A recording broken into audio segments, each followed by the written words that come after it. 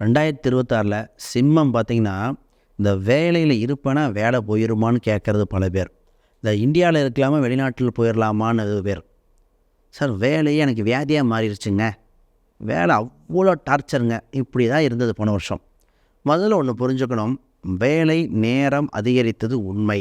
ஆனால் வேலை இருக்கிறதுன்னு அப்படிங்கிற ராசி நிறைய பேர்த்துக்கு வேலையை மிஸ் பண்ணி உடனே கிடைச்ச ராசி தான் இருக்குது. அப்போ இந்த நேரத்தில் என்ன பண்ணுதுன்னா, வேலை உண்டு, ஆனால் வேலை நேரம் அதிகம். இதை மாற்ற முடியாது. கோச்சார் ரீதியாக ஜூன் வரைக்கும் இந்த கஷ்டம் இருக்கும். ஆனால் ஜூனுக்கு பின் வேலையில் மிகப்பெரிய வளர்ச்சி. அதுக்கப்புறம் தான் சார் எனக்கு வேலை கிடைச்சாச்சு, வெளிநாட்டு வேலை வாய்ப்புகள், வெளிநாட்டு சம்மந்தப்பட்டதில் ஒரு ப்ரொமோஷன் கிடைக்கிது, கவர்மெண்ட் ஜாப் எழுதுனேன் கிடச்சது. இது நிறைய பேர் பார்த்தீங்கன்னா அப்பாவோட ஜாபு, அதாவது இப்போது அப்பாவோட ஜாபு அவங்க ஜாபு கிடைக்கிற ஆண் பெண்ணுக்கு வாய்ப்பு வரும். இப்போ ஜூன் முன்னாடி வரைக்கும் கொஞ்சம் மாற்றம் இருக்கும். அதை கடைபிடித்து விட்டால் பின்னாடி சூப்பராக இருக்கும்.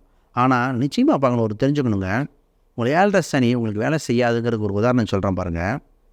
ராமபிரான் ராவணனை போர் தொடுக்கும் காலகட்டத்தை சூஸ் பண்ணும் பொழுது ராவணனுக்கு 11 குரு இருக்கும் காலகட்டத்தை சூஸ் பண்ணல, 12 வரும்பொழுது தான் எடுத்தாங்க. அப்போ உங்களுக்கு 11 இருக்குது.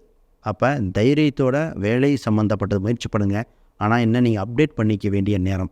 கொஞ்சம் மிக்சடு பலனாக இருக்குது. இந்த வருத்தப்படாதீங்க. கண்டிப்பாக உங்களுக்கு உண்டான பலன் அடைஞ்சே தீருவீங்க.